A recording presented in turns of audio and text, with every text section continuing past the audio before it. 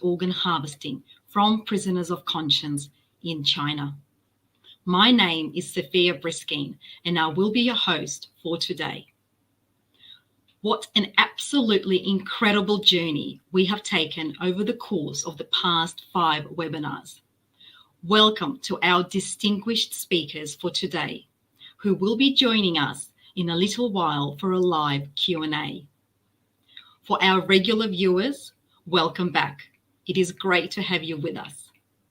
And for those who are joining us for the first time, I look forward to spending the next 2.5 hours sharing this platform with you. And of course, a big welcome to our live stream audience watching via the NTD TV and Epoch Times platforms.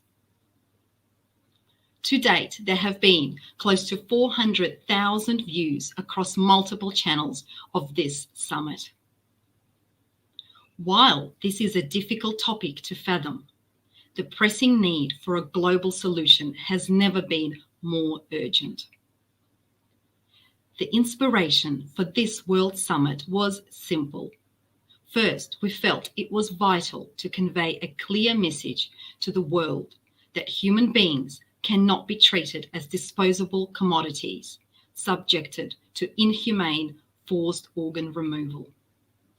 And second, that a universal framework is required to combat these horrific crimes. In a little while, Universal Declaration on Combating and Preventing Forced Organ Harvesting will be formally launched. Through this international document, we, the people of the 21st century, will be able to proclaim our determination to stop the most diabolical atrocity humankind has seen in this century. The crime of forced organ harvesting from living people carried out by the Chinese Communist Party cannot continue. Don't go anywhere. Stay till the end to learn how you will be able to be part of this historical process. Let me take this moment to briefly explain the proceedings for today. After the formal presentations of our speakers, the Universal Declaration will be launched by the 5 co-hosting NGOs. Following that, an announcement, our registered audience will join a live Q&A session with the presenters. And now, please allow me to once again welcome our expert panel for today's concluding session.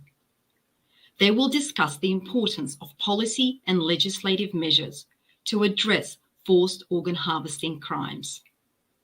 It is a crucial element in this conversation. China's continual denial of the atrocities on one side and the lack of condemnation from the West on the other only further creates a perpetual cycle of complicity. At the same time, we are inspired by the courage of those who take steps to propose and implement much needed changes. Without further ado, let's welcome our first guest speaker for today. We are honored to have with us Professor Arthur Caplan. He is a renowned professor and researcher of medical ethics, who is widely published and an expert on the topic of ethics in transplant medicine. Dr. Caplan is head of the Division of Bioethics at New York University, Langone Medical Center.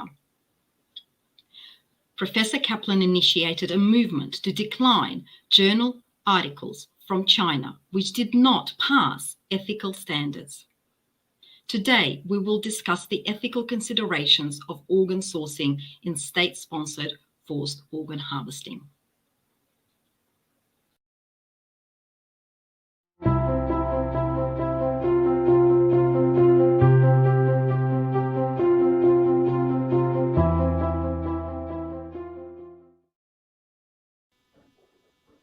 Hi, everyone. Thank you for listening to my presentation on this very important subject.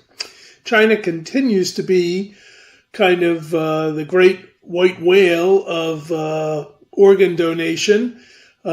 Many people around the world want to bring China back into the transplant community, into the medical community, into the scientific community. But there continue to be serious ethical problems with transplantation in China that must be addressed before that can happen. China has managed to achieve extraordinary rates of growth in hospital-based organ procurement and in doing transplants over the past 25 years. Just incredible growth.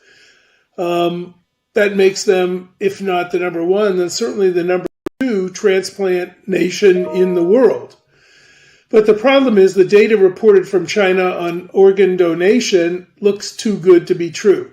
A number of studies have just said that what is publicly available on organ donation looks like it is too unbelievably true to account for the source of all organs.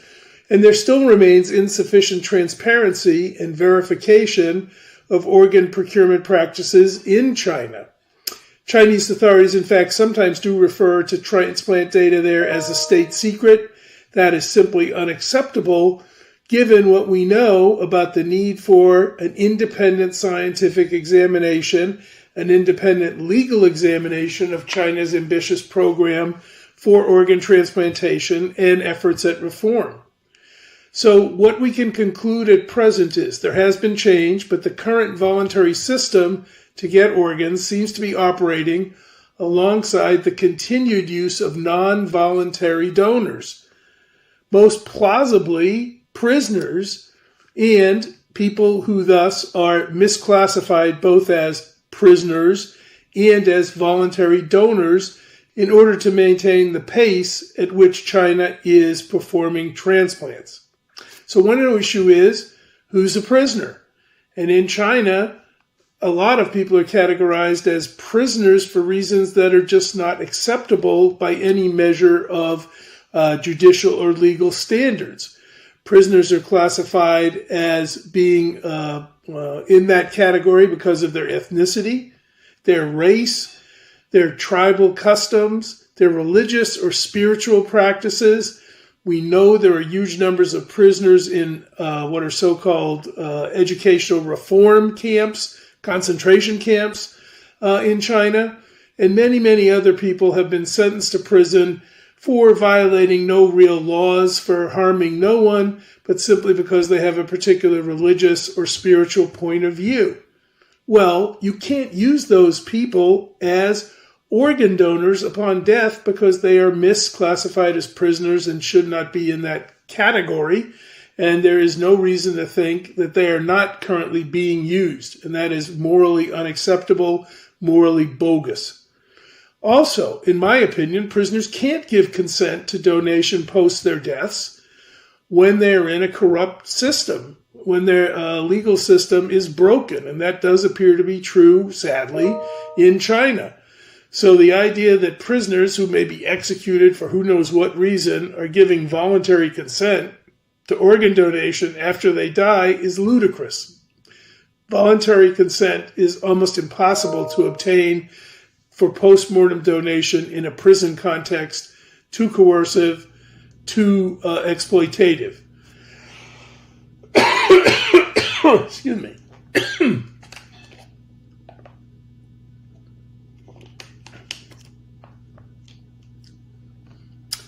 Voluntary consent is almost impossible to obtain in any prison system because of the pressure on prisoners, because of the inherent coercive nature of the environment.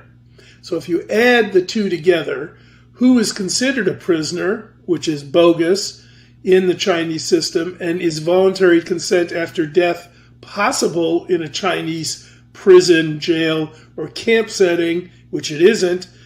And if these sources of organs still are playing a big role in how China is able to maintain its steady growth in doing transplants, well, some reforms have occurred, but there's still a reliance on an immoral system, partly fueling the supply of organs.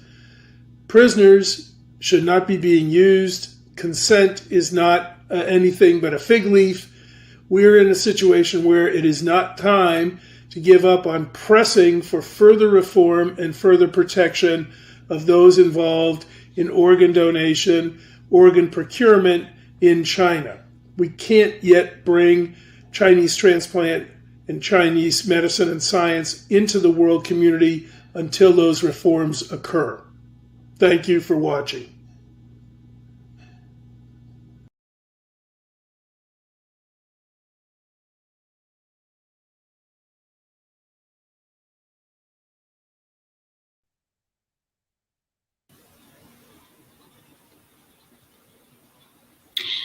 Thank you, Professor Kaplan. Next, from Chile, we are delighted to welcome Mr. Jaime Naranjo Ortiz. Mr. Naranjo is a Chilean academic and politician and member of Parliament. He is the former Vice President of the Chamber of Deputies and former Vice President of the Senate. He is the recipient of numerous awards, including the National Human Rights Prize and Light and Memory Award from the Jewish community. As we endeavour to develop a universal framework to combat forced organ harvesting, our next speaker will give a guide for some proposed steps.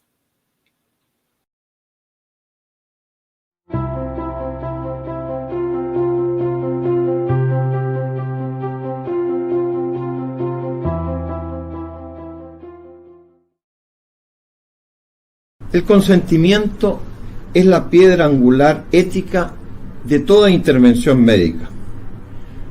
Compete a las autoridades de cada país definir, de conformidad con las normas éticas internacionales, el proceso de obtención y registro del consentimiento relativo a la donación de células, tejidos y órganos, el modo en que se organiza la obtención de órganos en su país y la función práctica del consentimiento como salvaguardia contra los abusos y las infracciones de seguridad.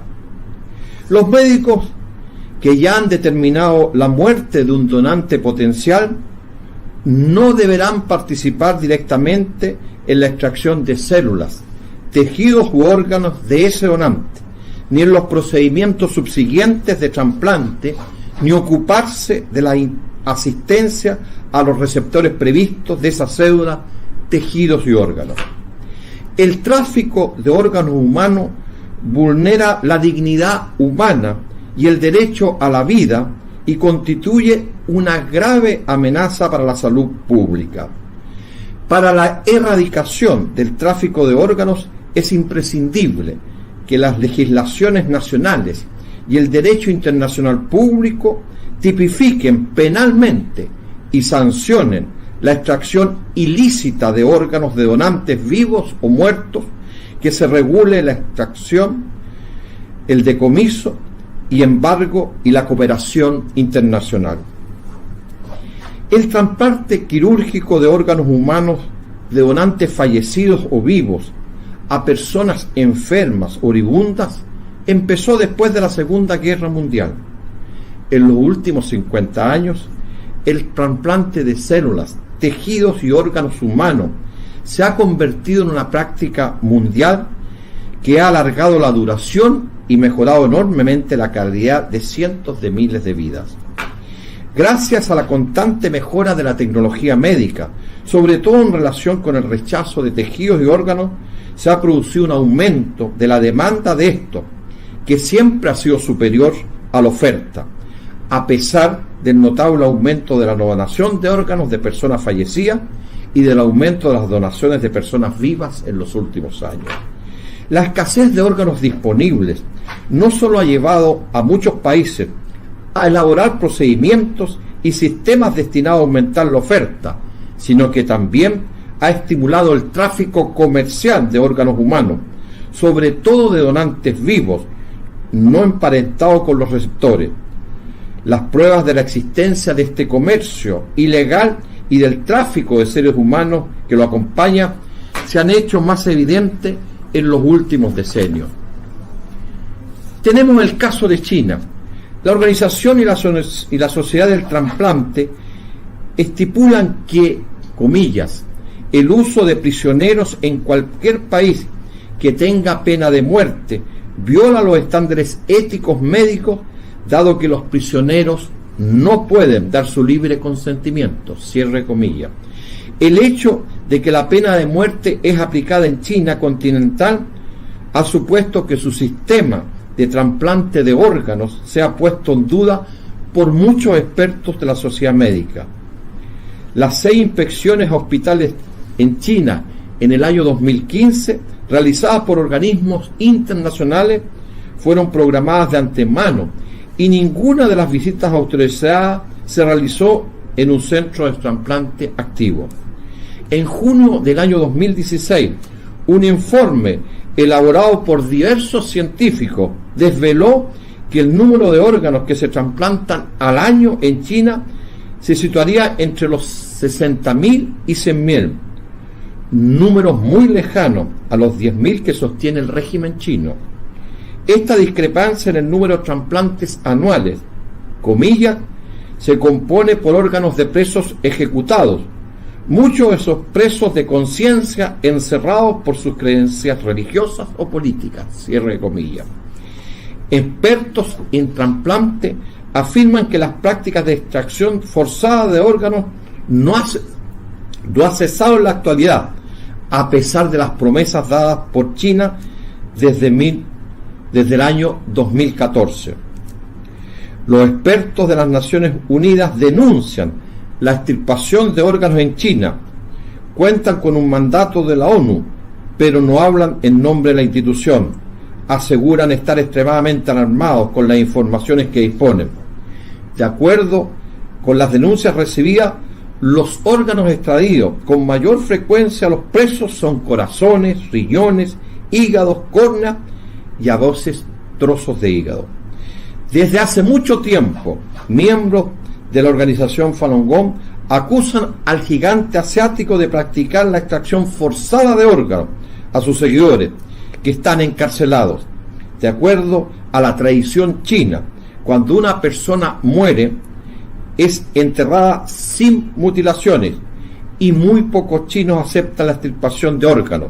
Beijing siempre ha negado rotundamente estas acusaciones. La sustracción forzada de órganos en China parecen estar dirigidas a miembros de minorías étnicas, lingüísticas o religiosas determinadas que se encuentran detenidos, y muy a medida sin que se les explique las razones de su arresto o sin ninguna orden de tal, dicen los expertos. Además señalan que este asunto ya fue planteado con anterioridad a Beijing por expertos en derechos humanos en la ONU desde el año 2006 a la fecha, sin éxito. Las autoridades chinas niegan una y otra vez estas denuncias y acusan a los expertos de las Naciones Unidas de calumniar a su país. Además, aseguraron que los expertos de la ONU carecen de criterio y de razonamientos rudimentarios y que han caído en la desinformación de fuerzas separatistas anti-China y del movimiento Falun Gong. ¿Qué es lo que proponemos para evitar el comercio internacional de órganos y particularmente la vulneración de los derechos humanos que ocurren en determinados países?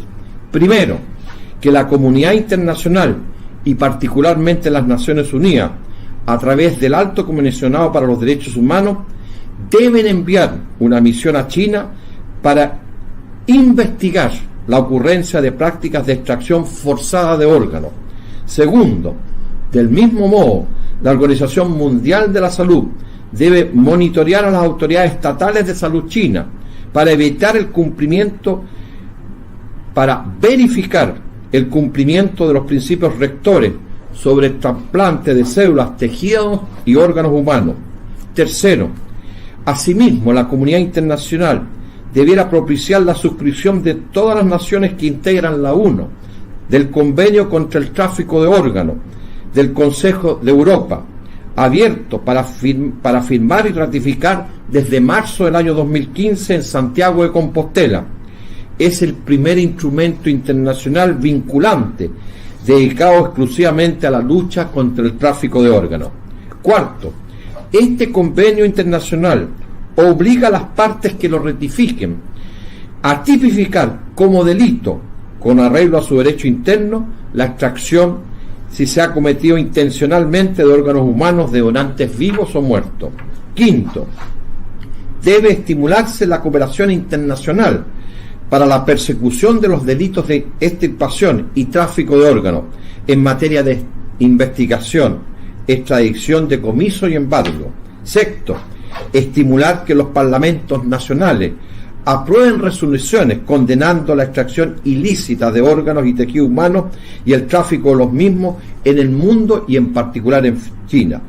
Y finalmente, propiciar la adopción de una declaración universal, la extracción ilícita de órganos y el tráfico de aquellos. Creo que la comunidad internacional no puede quedar indiferente a lo que estamos asistiendo estos últimos años, como es el tráfico ilegal de órganos. Creo que los derechos de las personas, los derechos humanos fundamentales, son justamente respetar su dignidad. No podemos guardar silencio, no podemos ser indiferentes a lo que está ocurriendo en el campo internacional y particularmente en China en relación al tráfico ilegal de órganos. Por eso debemos actuar unidos para ganar esta batalla tan desigual que estamos enfrentando.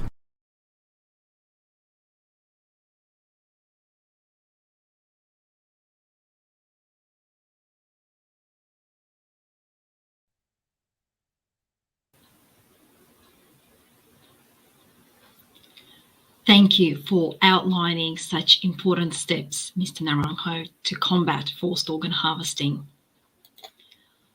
It gives me great pleasure to introduce our next speaker, Elisabetta Zamparuti from Italy. Ms. Zamparuti is a lawyer, member of the Committee for the Prevention of Torture on the Council of Europe, former member of Italian Parliament and treasurer of Hands Off Cain, an NGO for abolition of the death penalty worldwide.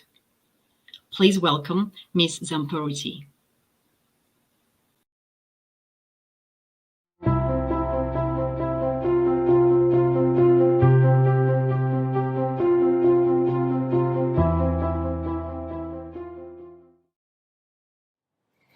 La parola tortura deriva dal latino tortus, torto, e a guardare, a sentire, a sapere quello che accade in Cina sull'espianto forzato di organi da detenuti per motivi religiosi, per appartenere a un gruppo etnico o linguistico, mi fa dire che la Cina è uno stato di torto, di tortura, non è uno stato di diritto.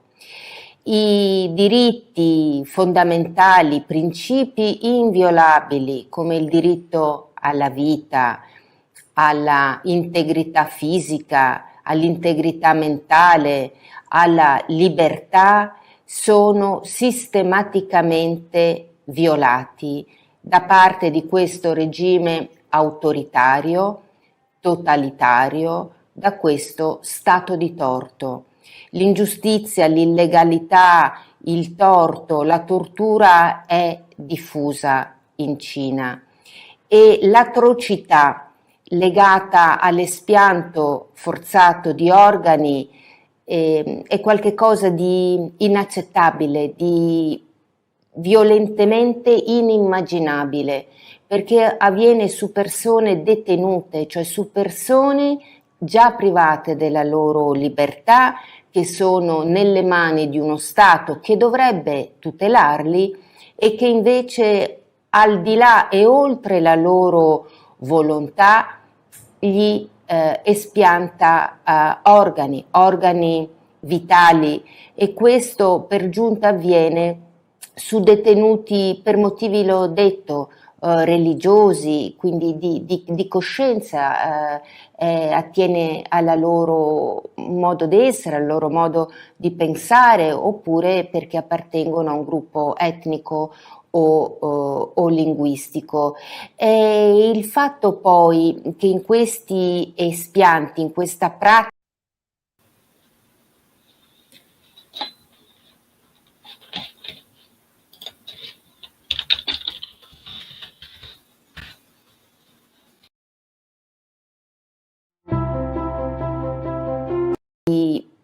violentemente inimmaginabile, perché avviene su persone detenute, cioè su persone già private della loro libertà, che sono nelle mani di uno Stato che dovrebbe tutelarli e che invece al di là e oltre la loro volontà gli espianta organi vitali, e questo per giunta avviene su detenuti per motivi, l'ho detto, religiosi, quindi di coscienza, attiene alla loro modo d'essere, al loro modo di pensare, oppure perché appartengono a un gruppo etnico o linguistico.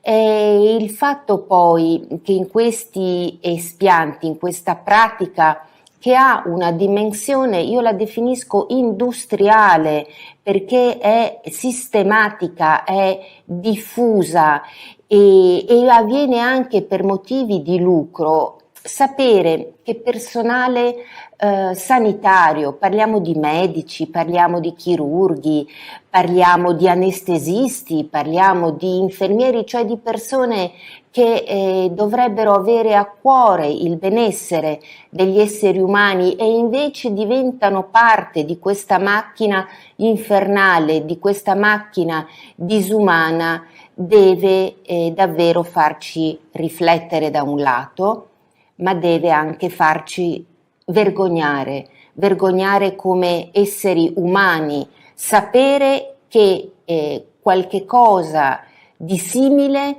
avviene in un paese, la Cina, con cui ci sono relazioni sempre più strette, sempre più consolidate.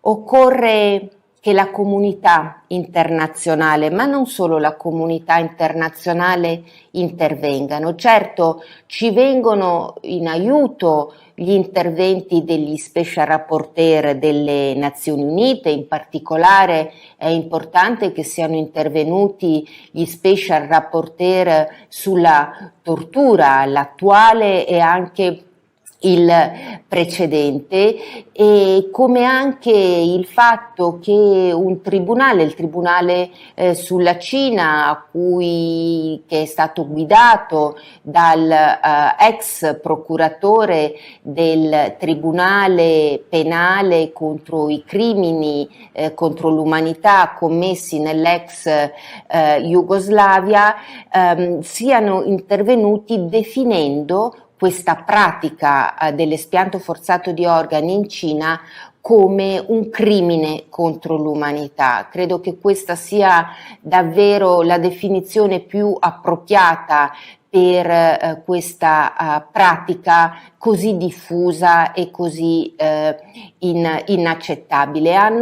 Sono intervenuti più volte perché hanno acquisito la documentazione relativa al fatto che proprio questo tipo di prigionieri vengono forzati a fare degli esami del sangue o di altri organi, che poi tutti questi dati vengono inseriti in una banca dati per facilitare poi il collocamento degli organi espiantati, e parliamo di espianti di cuore, di cornee, in alcuni casi anche del fegato, con poi i parenti i familiari dei detenuti a cui sono stati espiantati gli organi non hanno neanche la possibilità, non hanno neanche il diritto di poter avere i corpi dei propri cari. Ora, questo è uno scenario davvero infernale che ci deve portare a una mobilitazione come organizzazioni impegnati per la tutela dei diritti umani, come individui e come anche istituzioni. Io penso che ci debba essere davvero un appello rivolto a tutti, ai cittadini, ma anche agli organismi sovranazionali. Dicevo, sono intervenute le Nazioni Unite, ma bisogna rivolgersi anche all'Organizzazione Mondiale per la Sanità, al Consiglio d'Europa, al Parlamento Europeo, a tutti quegli organismi che possono intervenire e che possono soprattutto dare indicazioni perché non si collabori con la Cina, non ci sia la minima collaborazione con personale sanitario o comunque che questo problema enorme, immane, sia posto come un problema prioritario in ogni interlocuzione in sede bilaterale o multilaterale col regime cinese, perché di fronte a questa davvero vergogna dell'umanità noi dobbiamo anche chiederci che cosa possiamo fare per cambiare lo stato delle cose. Io sono un esponente anche dell'associazione Nessuno Tocchi Caino, che ha condotto non solo una battaglia accanto del Falun Gong, ma anche una battaglia a livello internazionale contro la pena di morte. Siamo riusciti ad ottenere dall'Assemblea Generale delle Nazioni Unite la proclamazione di una moratoria universale delle esecuzioni capitali. La Cina ha cercato, alla luce di questa presa di posizione, anche di contenere il ricorso alla pena di morte. Certo, continuano queste pratiche di pene di morte nascoste, come l'espianto di organi su detenuti, e nel chiederci che cosa possiamo fare, io credo che sia importante estendere la consapevolezza nell'opinione pubblica mondiale di questa crimine contro l'umanità e operare per elevare la coscienza nostra e aiutare anche la Cina ad elevare, e mi riferisco al regime cinese, a cambiare, a elevare la sua coscienza. Serve un monitoraggio, serve sapere, serve conoscere, serve poter vedere e quindi insistere perché il regime cinese permetta anche un'indagine internazionale su questo crimine contro l'umanità,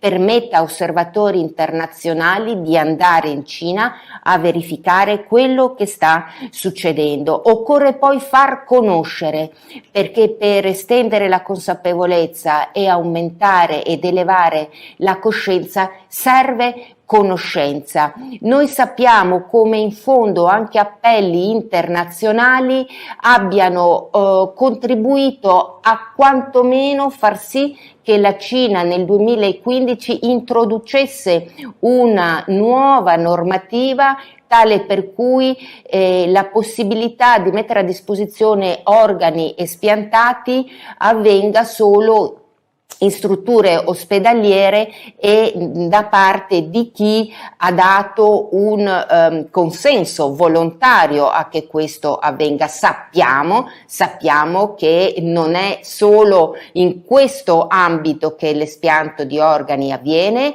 perché sappiamo che continuano gli espianti anche nei confronti di detenuti, e mi ha sconvolto sapere e leggere le notizie come l'espianto avvenga anche su detenuti ancora vivi, in particolare quando sono detenuti legati al movimento spirituale del Falun Gong. Quindi occorre che tutto questo sia conosciuto, ma io credo alla fine che quello su cui occorre fare leva siano proprio quei principi che pratica il Falun Gong. Mi riferisco alla verità, alla compassione e alla tolleranza. Noi nell'affrontare questa battaglia dobbiamo proprio incarnare questi principi: verità, compassione e tolleranza. Di questo noi dobbiamo farci forti. Nessuno tocchicaino ha aggiunto un'altra denominazione, spes contra spem. È un riferimento non violento, è un riferimento alla lettera di San Paolo ai Romani che disse che proprio quando tutto sembra disperato, impossibile, proprio in quel momento bisogna incarnare quella speranza che vogliamo vedere realizzata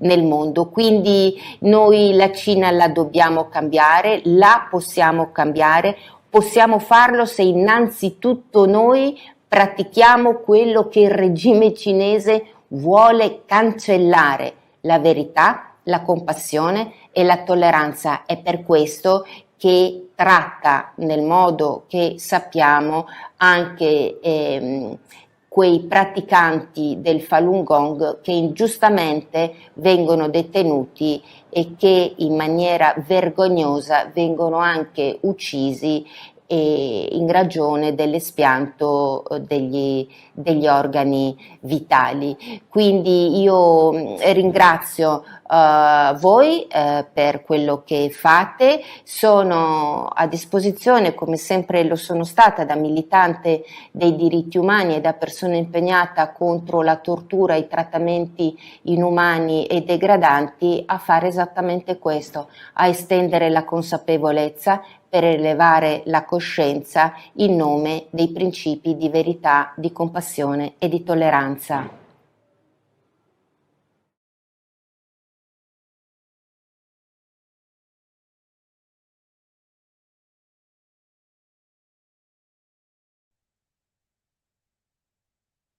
And thank you, Ms. Amparuti, for highlighting the importance of the universal values that all humanity can cherish and respect. Next, we welcome Krzysztof Leżinski. He is a Polish political and human rights activist denouncing fascism and communism. Since the 1960s, he was a leader in the Solidarity movement in Poland, for which he spent 15 years in prison. He is a noted journalist, chief editor, photographer, author, and alpinist. Mr. Leżinski is a voice that shows courage in the face of oppressive regimes, one who is not afraid to speak up for justice.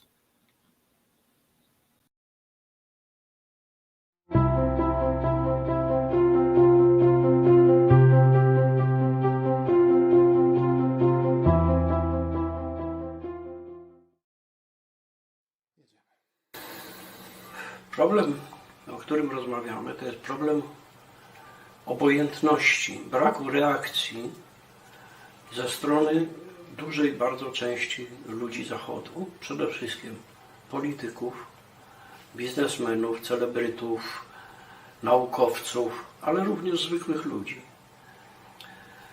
Oczywiście jest pewna braku reakcji na zbrodnie reżimu chińskiego. Oczywiście jest pewna ilość ludzi cynicznych, którzy wiedząc o nich będą się zachowywać obojętnie albo wręcz to popierać, ale nie mówmy o nich, bo to jest niewielka część.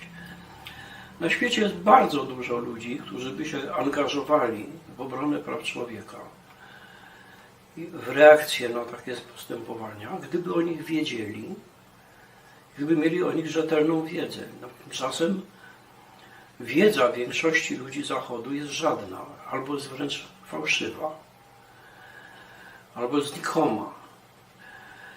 Nasz cały system edukacji, przede wszystkim historycznej, ale i politycznej, skoncentrowany jest na sprawach naszej cywilizacji, na historii naszej cywilizacji i przede wszystkim tego się uczymy w szkole, tego się uczymy na uczelniach.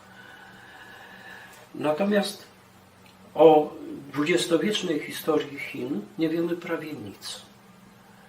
I to nie jest tylko wynik wieloletniej izolacji tego kraju, to jest wynik obojętności. To jest problem, który trzeba przełamać. Jeżeli sobie przypomnimy słynną wypowiedź Shirley MacLaine, że najlepsze, co się przytrafiło Chinom, to rządy Mao, to zapytajmy, jaką wiedzę miała Shirley MacLaine na temat Chin? No żadną albo fałszywą. Dla nas może być szokiem, że podanie jako wielkiego szczęścia są rządy największego zbrodniarza w historii świata. Ale no, tak to wyszło. Co z tym trzeba zrobić? Trzeba przede wszystkim edukować. Przede wszystkim edukować tych, którzy odpowiadają za przekazywanie wiedzy społeczeństwu, czyli dziennikarzy. To dziennikarze piszą artykuły, to dziennikarze występują w telewizji i jeżeli oni wiedzą, to przekazują wiedzę prawdziwą. Jeżeli nie wiedzą, to nie przekazują żadnej albo fałszywą. Co jest ważne, to jest to, że ludzie żyjący w krajach demokratycznych, wolnych, praworządnych, żyjący od dziecka w takich krajach, nie rozumieją natury dyktatur, nie rozumieją zjawisk, które się dzieją w dyktaturach. Nie rozumieją tego, jak groźne dla wszystkich jest to, że dyktator wszystko może, że nie ma żadnych ograniczeń, żadnych hamulców, żadnych instytucji, które by go powstrzymywały. On nawet nie ma doradców, bo on ma klakierów. Tam działa tak zwane sprzężenie zwrotne dodatnie, to znaczy dyktator coś robi i od klakierów dostaje informację, że robi bardzo dobrze. Więc nawet jak robi coś bardzo złego, to dostaje informację, że robi bardzo dobrze. No to jak robię bardzo dobrze, to jeszcze bardziej będę to robił. To jest dokładnie odwrotnie niż w demokracjach. W demokracji, gdzie jest wolna prasa, gdzie są wolne media, jeżeli rządzący robią coś źle, to natychmiast jest alarm w mediach. Natychmiast alarm ze strony społeczeństwa, że robią źle. W dyktaturze jest odwrotnie. Największym kłamstwem dyktatury, powszechnie występującym we wszystkich dyktaturach, jest takie hasło, że niewinni nie mają czego się bać. Nieprawda. Na kaprysach dyktatorów cierpią właśnie ci głównie niewinni. I tutaj takim przykładem właśnie z rządów Mao Tse-tunga jest kampania Tygrys robi wielki skok naprzód, czyli tak zwana kampania wielkiego skoku. Kiedy Mao doprowadził do śmierci głodowej co najmniej 45 milionów ludzi w ciągu 3 lat, co najmniej, bo tyle jest udowodnione na podstawie już jawnych dokumentów, a prawdopodobnie było tego dużo więcej. Szacuje się tak, że politolodzy szacują, historycy, na 64 miliony.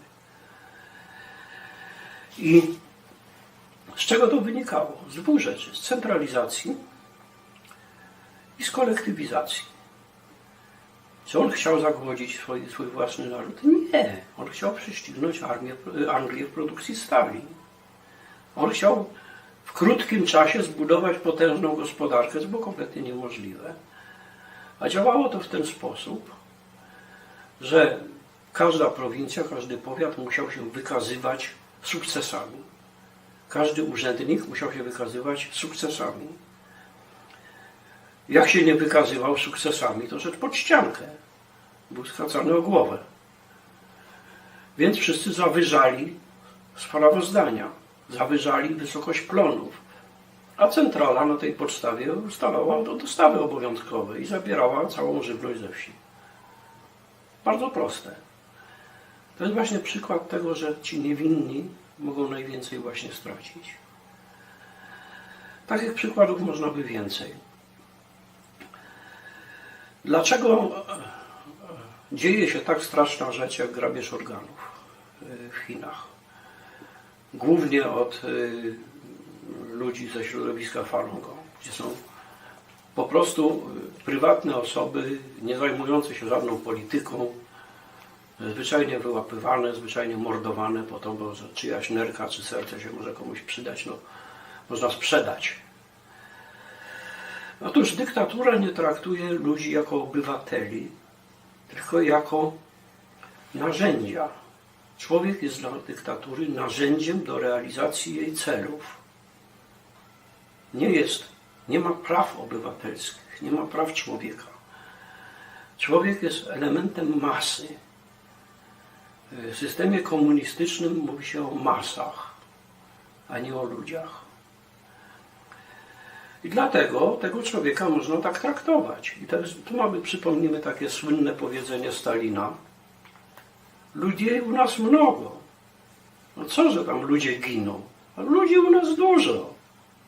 Prawda? Więc ludzie są zasobem dla dyktatury.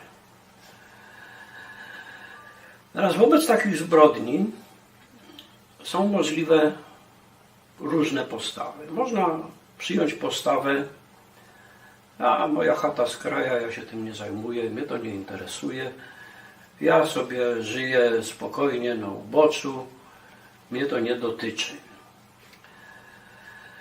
Można przyjąć postawę ucieczki. Ja uciekam z tego kraju, prawda, albo uciekam gdzieś na odludzie, albo uciekam gdzieś, chowam się i tak dalej. A można przyjąć postawę walki. Postawa walki jest trudna, bo wymaga wyrzeczeń, bo się narażam na represje najróżniejsze, czasami nawet bardzo groźne. Tylko teraz ja bym zadał pytanie takie ludziom z wolnych krajów. Fajnie, no żyjemy w demokracji, wybieramy sobie swoje władze, żyjemy w dobrobycie, żyjemy w wolności słowa, możemy mówić co chcemy, możemy podróżować gdzie chcemy, możemy nawet sport uprawiać jaki chcemy, co w dyktaturze niekoniecznie jest możliwe. Pamiętamy, że w NRD wyznaczano ludziom, uczniom już w szkole, co mają trenować, nie? Nie mogli sobie wybierać. No, a kto to wszystko wywalczył? Czy ci, co uciekli? Czy ci, co schowali się w prywatność? Nie. Ci niepokorni. Ci, którzy się narażali. To tym ludziom zawdzięczamy, tym narażającym się, zawdzięczamy się to, że my teraz możemy spokojnie żyć.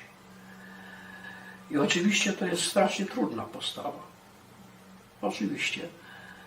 Oczywiście związana jest z kosztami nawet w życiu prywatnym, najróżniejszymi. I tylko ktoś, kto przez to wszystko przeszedł, wie, jak dużymi kosztami. Ale z drugiej strony, kto pcha świat do przodu? No ci niepokorni pchają świat do przodu. Ci niepokorni, ci, co postępują inaczej niż wszyscy. Ludzie postępujący tak samo jak wszyscy nie stworzyli jeszcze nigdy niczego nowego. To trzeba o tym pamiętać. Ja bym tu na koniec trochę przerobił powiedzenie Władysława Bartoszewskiego, bardzo mądre zresztą, że warto być przyzwoitym. Ja bym powiedział, warto być niepokornym. Dziękuję.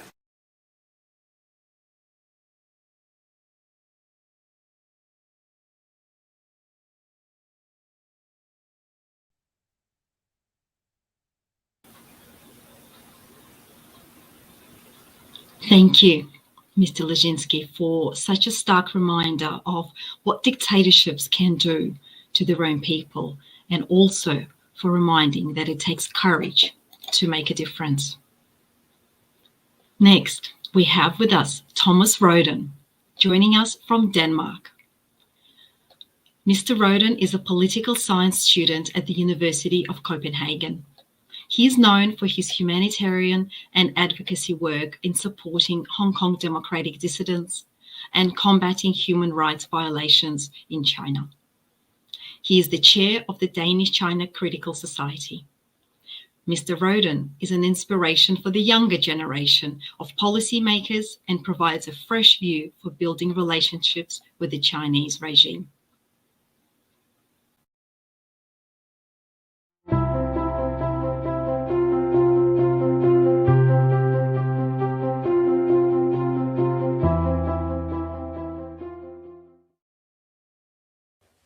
In the greater area of Copenhagen, where I'm running for council, we have a friendship agreement with China.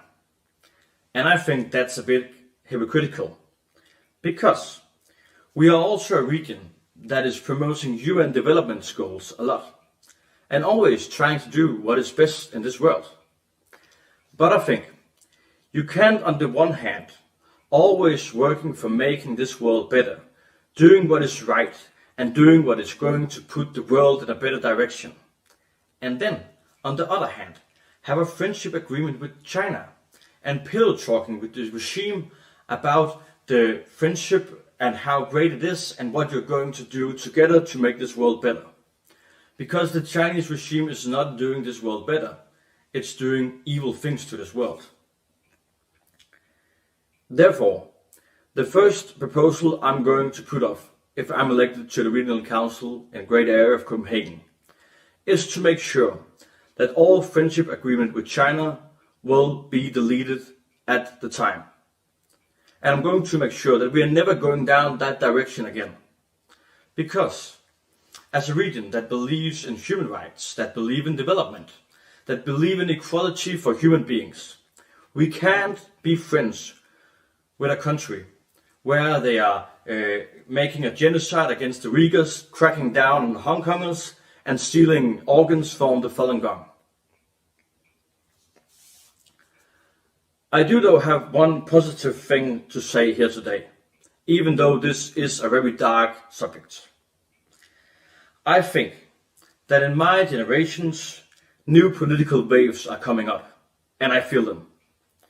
We don't just want to sell our products to China, if that means we can't tell the truth about what China is doing, and if that means we are selling out our own soul.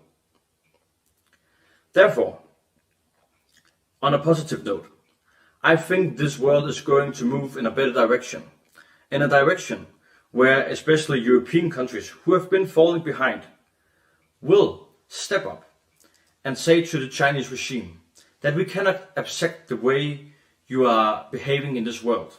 We can't accept the way you are destroying the global society, and we can't accept the way that you're treating your own people. I think this conference is very important because it's doing what the Chinese regime is fearing the most, is telling the truth. And the truth is a very, very, very powerful thing, because the truth is often what is taking regimes and pulling them down from their all might. Therefore, today, the last things that I want to say is, all my friends, please keep up standing up against the CCP. Keep on telling the truth about how China is forcing Uyghurs to give their organs or stealing their organs, and how they are killing people to steal their organs and sell them on the market, and how this regime is destroying humanity by taking the dignity away from people. Because this is what the regime is fearing the most, that we will stand up every day and tell the truth about the horrible things that they are doing to this world. Thank you a lot for giving me the time to speak, and let's stay strong in the fight for freedom and human dignity. Nice talking to you.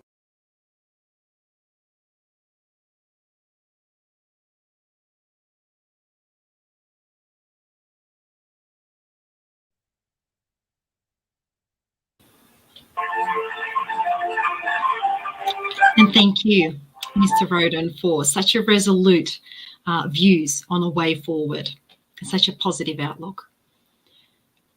Next with us, we have Deborah Holbrook from the US. Deborah Holbrook is a critical care nurse and subject expert for the US Departments of Justice and Defense on forensic nursing science. She founded the Forensic Nurse Examiner program that became a model for the United States. A fellow to the American Academy of Nursing, she is the recipient of numerous international awards. Please welcome Mrs. Holbrook.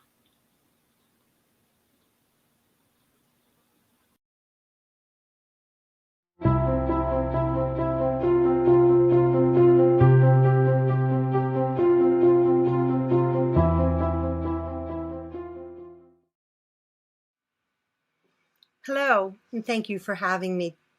I am a registered nurse dual board certified in forensic nursing, and a fellow in the American Academy of Nursing. Forensic nurses have a unique voice in supporting an international stance against forced organ harvesting. The practice of forced organ harvesting is a form of human trafficking in its most egregious form. And we, as forensic nurses, have not only the responsibility, but also the obligation to support all efforts to abolish these acts, no matter where they are being performed. Forced organ harvesting is not driven by physicians and nurses inspired by a passion to save lives, but it is solely driven by financial gain, and these are crimes against humanity.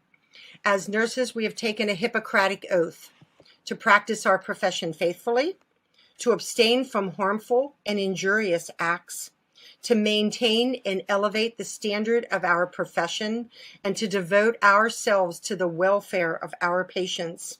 We stand as nurses and against nurses who choose to assist in forced organ harvesting procedures in any way. Nurses have power within our communities, even those communities where forced organ harvesting is illegal. In Baltimore, Maryland, I have assisted in the formation of bringing together more than 60 federal, state, and local agencies and partner organizations with 13 hospital systems to screen for victims of all forms of human trafficking. These stakeholders include the Office of the Attorney General, the United States Attorney's Office, Maryland State's Attorneys, the Federal Bureau of Investigation, Homeland Security, and a host of state and local law enforcement agencies, physicians, nurses, advocates and community stakeholders, and elected officials and state and local government officials. We have designed partnerships creating awareness campaigns of human trafficking, have created a plan for rescue and relief of these victims with a central point of intake known as the Blue Dot system. We hold each other accountable in our screening of patients for trafficking crimes and provide a unified response against all forms of human trafficking. We have created and strengthened legislation that is trauma-informed and does not blame victims for trafficking crimes, but holds offenders accountable.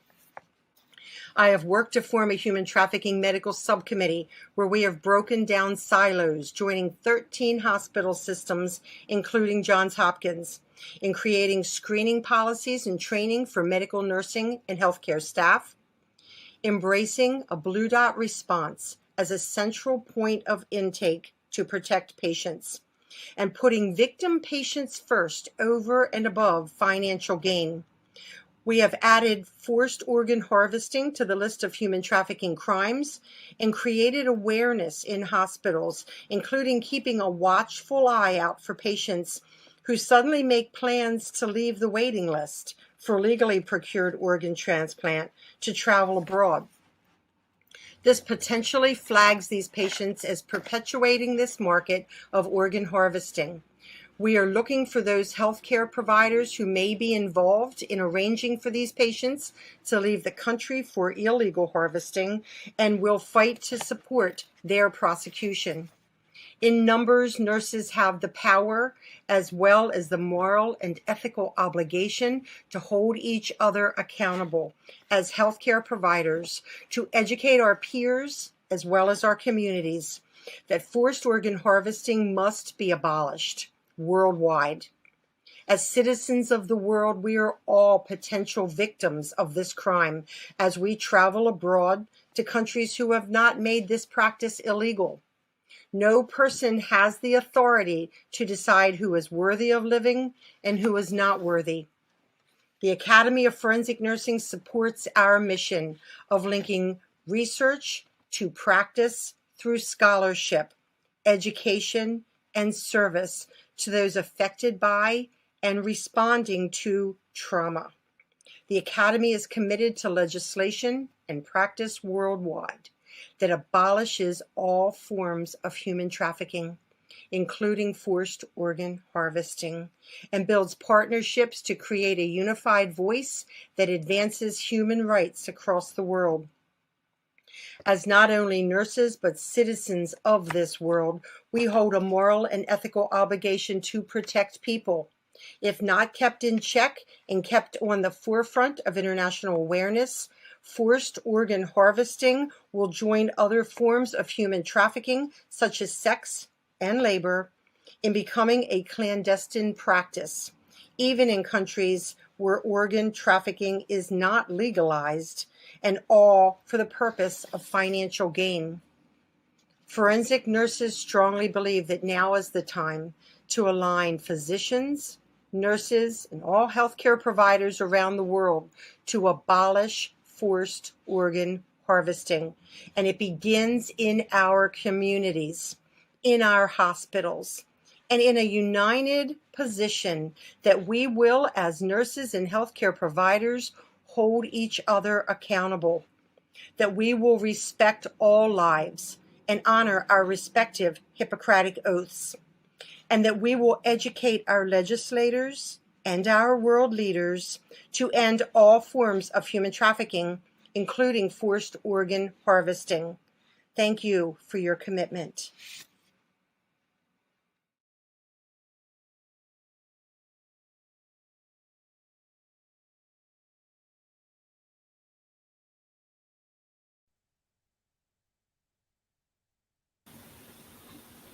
And thank you, Mrs. Holbrook, for your determination and all the amazing work that you do. And now we have with us Professor Curtis from the UK. Professor Curtis is an honorary professor at the UCL Genetics Institute in London. He currently works full-time in genetic research and identification of risk factors for mental illness. Former editor-in-chief of the Annals of Human Genetics, he declined journal submissions from China over concerns that mass DNA collection was being used to fuel human rights abuses, including forced organ harvesting.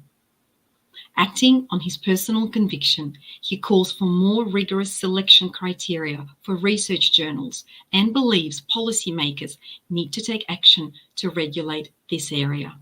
Let's have a listen.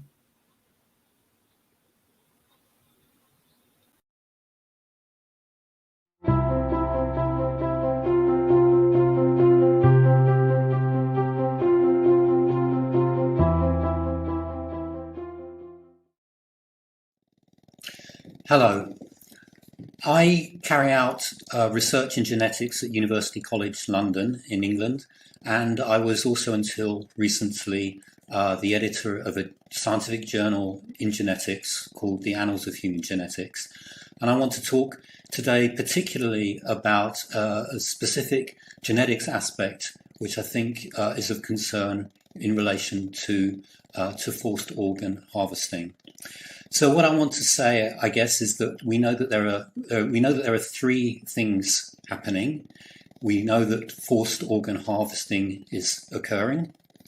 We know that people are subject to arbitrary arrest, to detention, sometimes to disappearances, sometimes without any judicial process.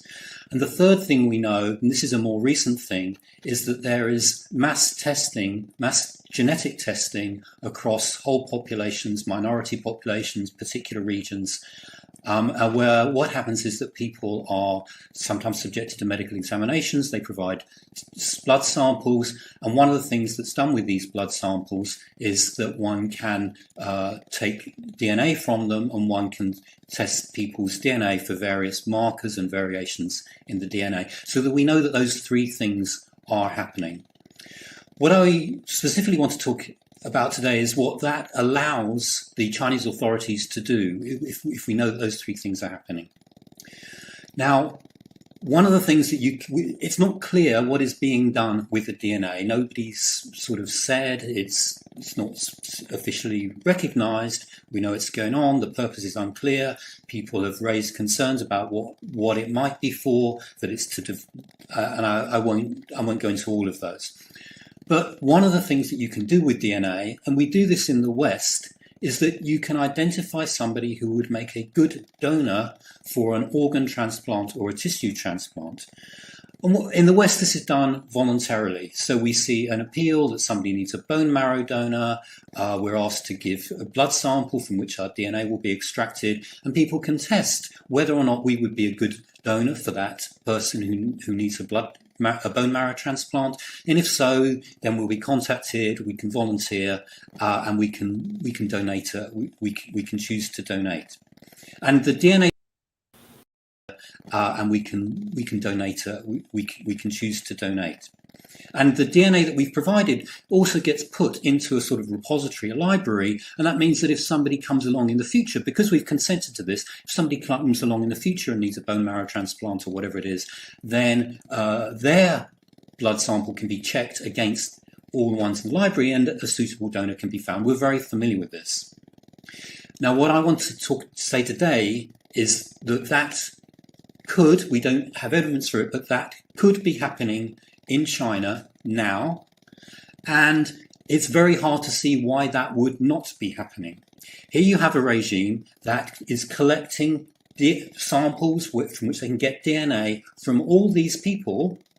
And we know that they have no compunction about arresting people, detaining people, and we know that they have no compunction about forced organ harvesting.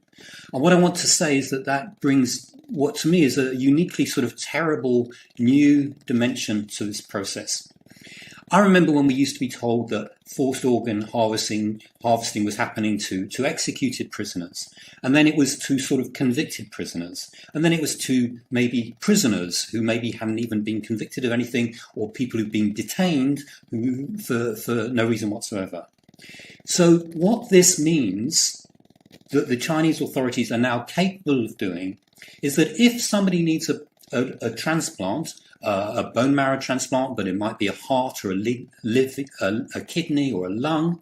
If somebody needs a transplant, then what can happen now is that the authorities can go through the DNA banks that they've got, and they can identify a suitable donor. And that donor does not have to be a convicted prisoner. It doesn't have to be a prisoner. It doesn't have to be a detainee now, because it can be somebody just walking along the street, going to work, going to school, at home, and there could be a knock on the door. That person can be detained, taken from their home, taken from their workplace, never seen again, because they are a good match for somebody who needs an organ transplant.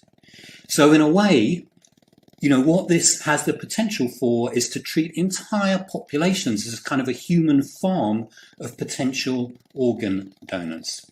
Now, as I say, we don't have evidence that is what's happening. We do have evidence that forced organ harvesting is happening. We do have evidence for arbitrary detention and people disappearing. And we do have evidence that there is this mass DNA collection going on. And for me, the question is, given this is possible, why on earth would the Chinese authorities not do that?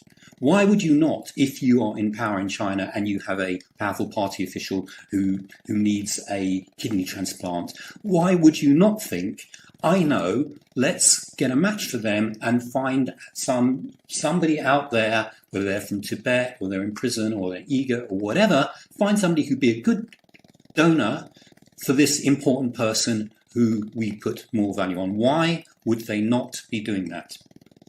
So really that's the main thing that I think I wanted to say today about what I'm concerned, and I think there's a sort of new genetics dimension to this problem. And that maybe brings us to something that we could be sort of doing about it, and in fact is the reason why I'm no longer the editor of the Annals of Human Genetics. And I think there is a way that we could seek to influence China's behavior. I think there are places where there are sensitivities and things that they care about. One of the things they care about is their sort of scientific recognition and the careers of their scientists. So my thinking is this: if the practices that I've described are going on, this does not only involve security services, police, soldiers, secret police, what have you.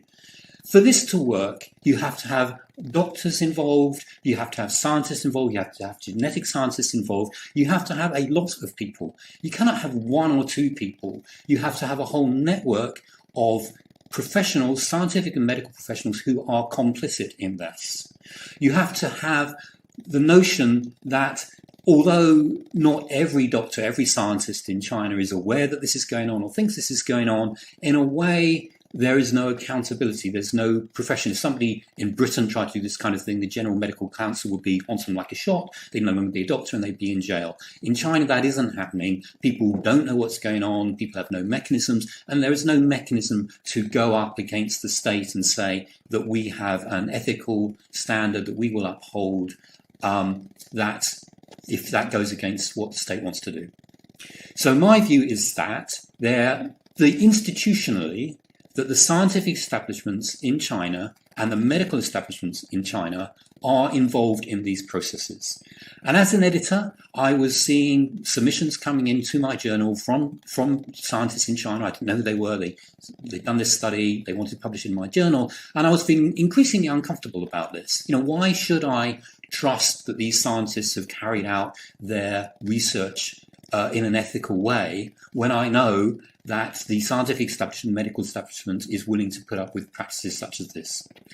And so what I thought we should raise as a question, and this is a question, it's a big step, it's not saying we should do this, but should we, as a medical and scientific profession, be having a more formal boycott of cooperation with China? And what that would mean for scientific journals is that we would not consider submissions coming out of China, coming from Chinese doctors, coming from Chinese scientists. We would be saying, look, your profession is complicit in these practices. It's not necessarily you personally, but we are not going to treat you as our colleagues. We are not going to say that we know that you follow the same ethical practices that we do, and we are not going to take your word for it that your science is ethically performed, and we are going to not publish your submissions in our journals. And the thing is that Chinese doctors and scientists really, really want to publish their submissions in Western journals. It's crucial for their careers. So this would be a big deal if the scientific establishments outside of China took this kind of approach. And it would, I think, accomplish two things. It would apply a sort of a general sort of pressure, but it would also feed information in. I don't believe that the individual scientists who are sending us these articles on other stuff, they don't know all this is going on. But if they get a rejection letter from an editor of a journal saying, we will not consider your submissions because of the egregious human rights abuses in China, then that gets back to them. And then on an individual level, then you can start to kind of raise the awareness maybe within the Chinese professionals as well. So really, those are the kind of things, two things I wanted to say today. One is that I'm concerned that this practice is going on, that mass collection of DNA allows the targeting of organ harvesting, not just of people already detained, but just people out in the street living in their homes. Thing number one. And thing number two, is it time for us in the West to think about more formal professional boycotts, especially among doctors and scientists, on the basis that the medical and scientific professions in China are implicated at an institutional level in these practices?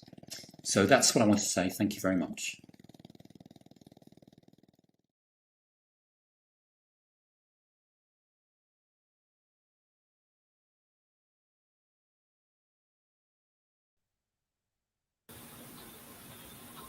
And thank you, Professor Curtis, for sharing your insights and raising such an important point with us today.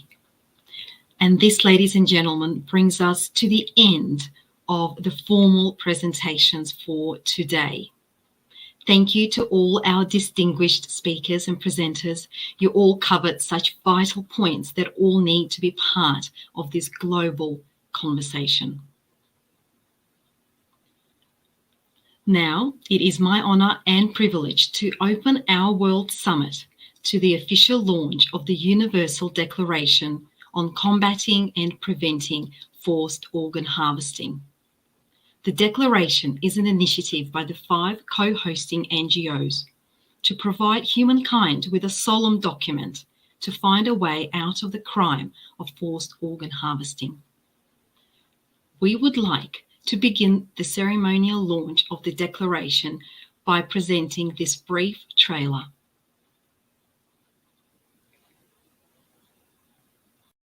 After World War II, humanity took a firm stand to protect the fundamental rights of all human beings. The Universal Declaration of Human Rights states that all human beings have the right to life, liberty, and security of person. But now an evil, unspeakable crime is hiding behind a noble profession devoted to saving lives. In China, innocent people are arbitrarily detained, tortured, and killed for their organs at an industrial scale. The Chinese regime has turned doctors into executioners, and this has been happening for decades now.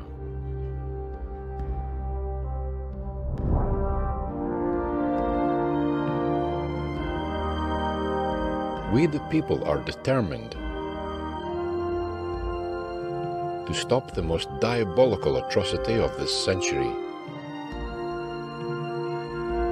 the forced organ harvesting from living people in China.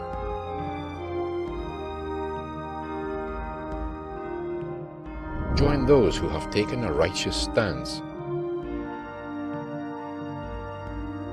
Become a defender of human rights. Take a stand for humankind. Add your signature to the Universal Declaration on Combating and Preventing Forced Organ Harvesting.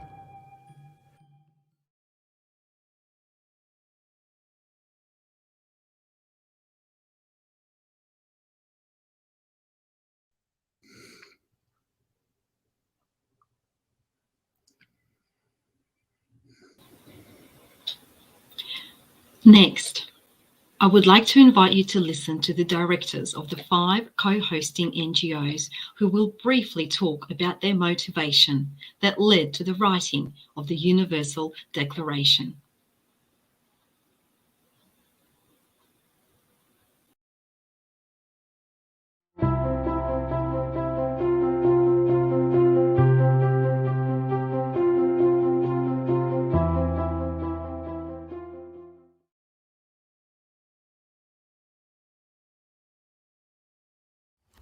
My name is Thierry Val and I am the president of the NGO CAP Freedom of Conscience.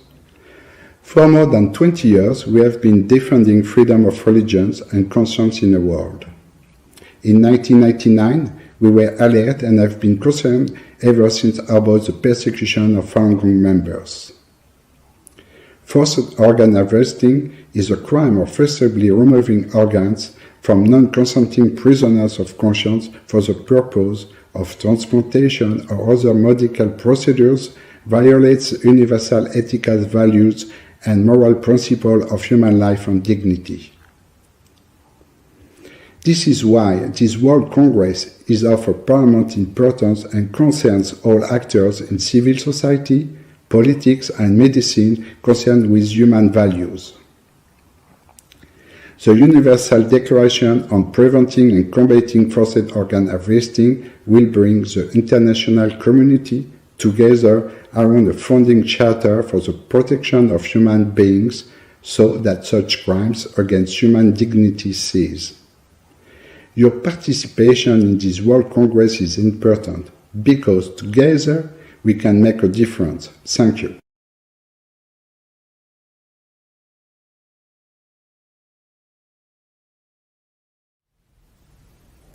Independent investigations and reports, as well as the objective review and judgment by the China Tribunal, have shown beyond reasonable doubt that the practice of state-sponsored forced organ harvesting from living people has occurred and continues to occur in China. Witness testimonies and phone interviews with medical personnel at Chinese hospitals are credible and show that the main victim group of these crimes are Falun Gong practitioners, who have been brutally persecuted by the Chinese government for over 2 decades.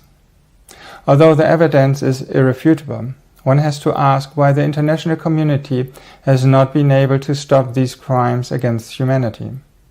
It is fair to say that hundreds of thousands of Falun Gong practitioners, likely many more, have been murdered for their organs in the past 2 decades.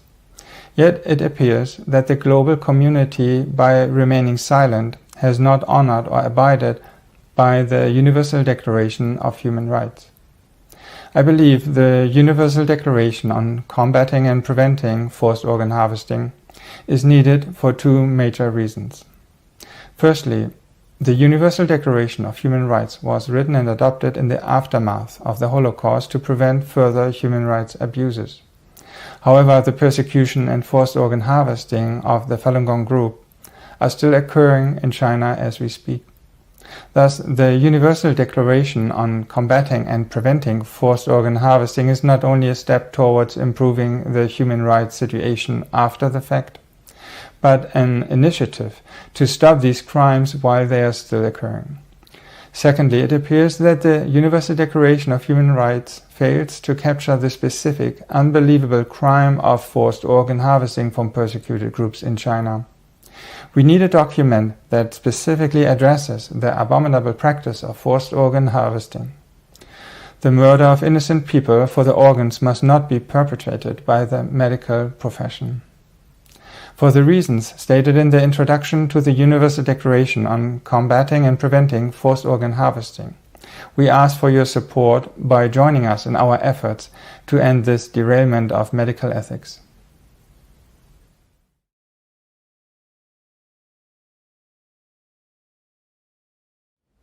안녕하세요. 한국장기이식윤리협회 이승원 회장입니다. 전 세계는 2006년부터 중국에서 일어난 강제장기적출이라는 믿기지 않는 사건을 주목해 왔습니다. 안타깝게도 2000년부터 수많은 한국인이 중국에서 장기이식 수술을 받았습니다. 대부분 불법적인 경로를 통해 파룬 수련생을 비롯한 양심수의 목숨을 빼앗아 공급한 장기들입니다. 한국인이 중국의 불법 장기이식 산업의 최대 고객이라는 평가도 들립니다. 민주와 정의가 살아있는 한국이 이런 말을 듣는다는 것은 정말 수치스러운 일입니다. 여러 조사 보고서와 독립재판소의 판결을 통해 우리는 이 사건이 전대미문의 사악한 인권 탄압이라는 것을 알게 되었습니다. KAEOT는 중국의 강제장기적출 실상을 알리는 영화를 상영하고 포럼을 진행해 수천 명 이상이 참여했으며 수십만 명의 한국인이 지지 서명을 동참했습니다.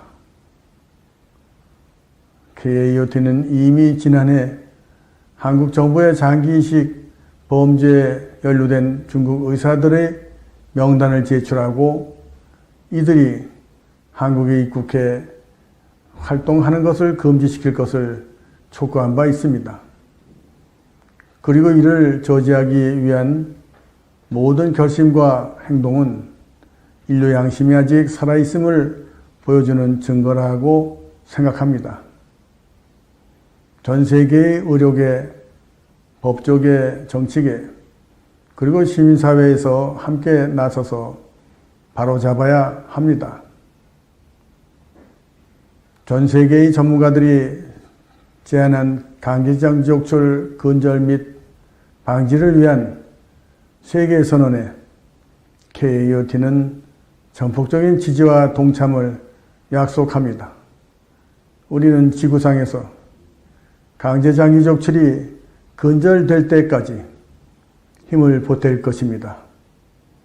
여러분의 많은 참여와 성원을 바랍니다.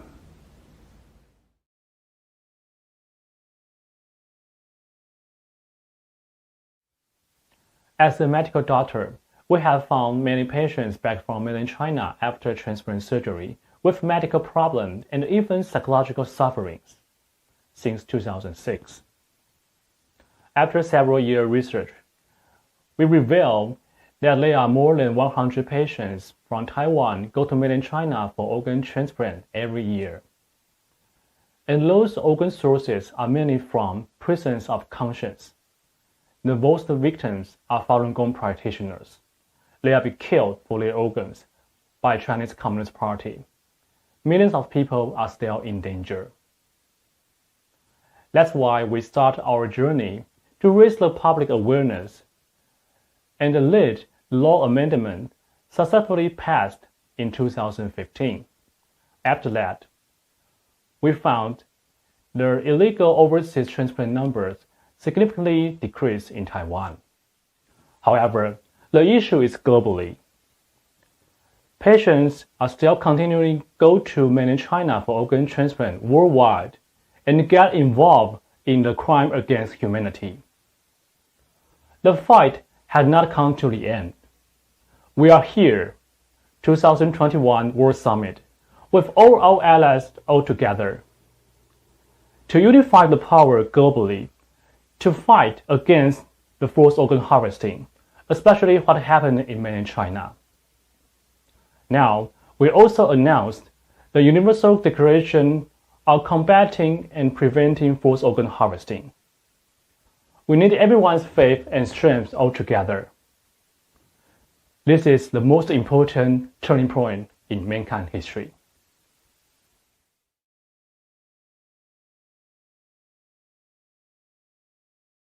強制臓器摘出を阻止する戦いに関する世界宣言」の開幕おめでとうございます。移植ツーリズムを考える会代表の稲垣です。現在、国際社会は中京ウイルス感染拡大による被害に苦しんでいます。この感染拡大は中京の隠蔽体質によって起こされたことは疑いの余地はありません。しかし、この間にも中共は覇権主義を推し進めています。国際社会はこの状況下において覇権主義を進める中共を批判するとともに、中国の人権問題がクローズアップされてきています。中共の人権問題で最もひどい問題の一つに臓器狩りがあります。人類史上例を見ないこの蛮行によって中共と心情の合わない多くのファールンゴン学習者、ウイグル人などが犠牲となりました。この恐ろしい蛮行は一刻も早く停止させなければならないのです。今回の世界宣言によって国際社会が中共の臓器狩りという人類史上例を見ない蛮行とそれを容認する全体主義を推進する中共の恐ろしさに対して脳を突きつけることで一日も早く臓器狩りがなくなることを願っています。ありがとうございました。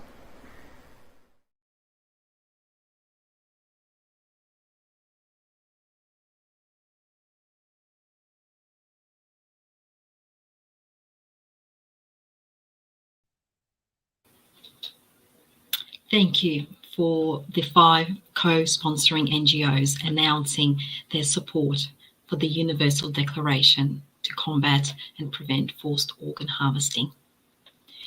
Now, I would like to invite Professor Kaplan to announce the official launch of the declaration.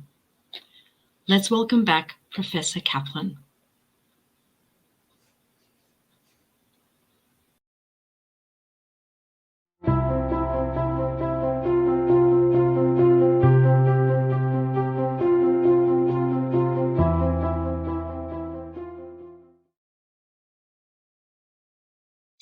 Hello, I'm Arthur Kaplan. I'm the head of the Division of Medical Ethics at the NYU Grossman School of Medicine, and I've been working for many, many years on issues surrounding transplantation, both procurement and allocation, both in the United States and overseas. And today I'm very proud to announce, endorse, and urge support for the Universal Declaration on Combating and Preventing Forced Organ Harvesting.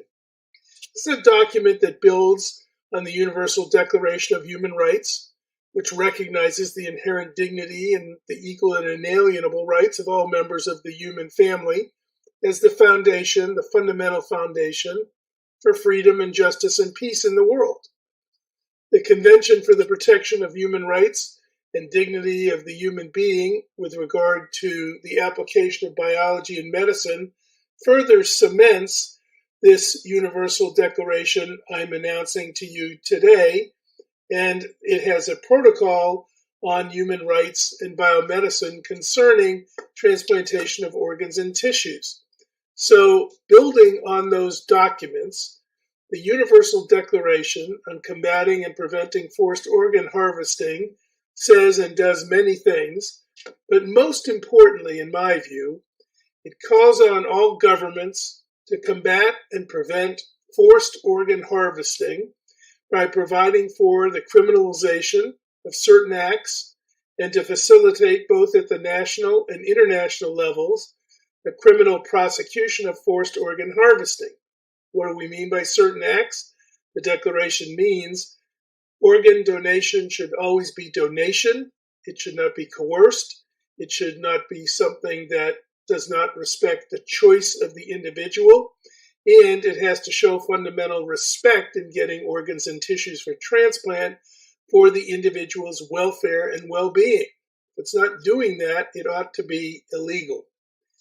I think all governments, as the Declaration says, should take the necessary legislative measures to establish as criminal under their domestic laws the removal of human organs from living or deceased donors, especially when that removal is performed without the free, informed, and specific consent of the living donor or prior to their death by the deceased donor. It's time to reinforce basic decency and respect for persons in the field of transplantation everywhere in the world. It's time to ensure that forced organ harvesting that does not rely on phony consents or coerced consents comes to a halt. Nations engaged in such practices must be identified, called to account, held responsible, and even boycotted until transplantation is operating under a moral framework of free choice and respect. I think this declaration does it. I hope you'll support it, and I thank you for listening.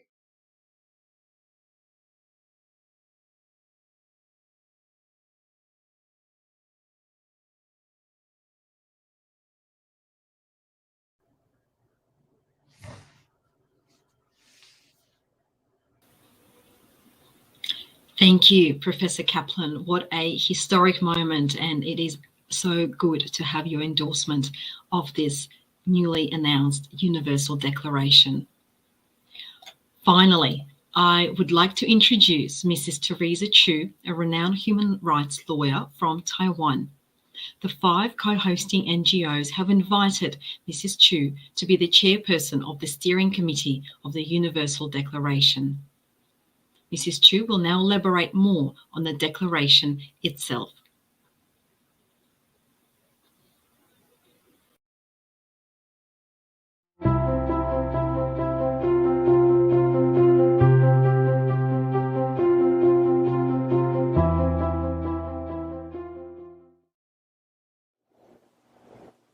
The 5 NGOs from Europe, America, and Asia who jointly initiated the Universal Declaration on Combating and Preventing Forced Organ Harvesting, officially issued today this declaration document to stop the most diabolical atrocity of the 21st century to the humanity. To realize and safeguard the inherent dignity and the inalienable rights of all members of the human family, we will do our utmost to implement what is stated in this declaration, including but not limited to, first, on the state level, promoting legislation against forced organ harvesting in each state, and promote coordination among judiciary, administration, and the legislation to jointly combating forced organ harvesting.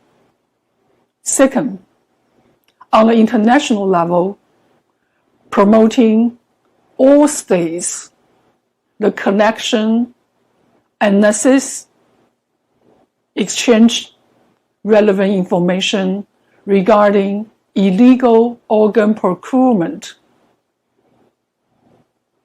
and promote international cooperation on investigation into forced organ harvesting by the CCP. CCP's forced organ harvesting not only mainly victimize Falun Gong and certain ethnic minority groups, but also ravage the moral conscience and the dignity and the lives of human family. Please support the Universal Declaration on Combating and Preventing Forced Organ Harvesting and end the evil with us together. Thank you.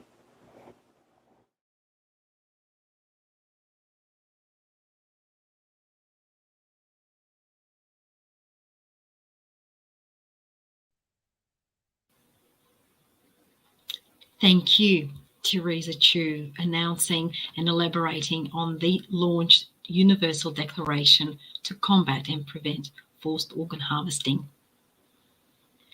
And that, ladies and gentlemen, concludes our formal launch of the declaration. And in a moment, we will be transitioning to our Q&A session with our speakers from today's earlier presentations. The registered audience, we invite you to post questions. You will be able to see a chat button down the bottom right of your screens in order to pose the questions today. It is also time now to say farewell and thank you to our live stream audience who participated today. And please, if any of our live stream audience would like to join the Q&A session in a moment, you can still do so by registering on the website that you are seeing now on your screens. You can do it today. And I now welcome our speakers to join me live with your cameras on.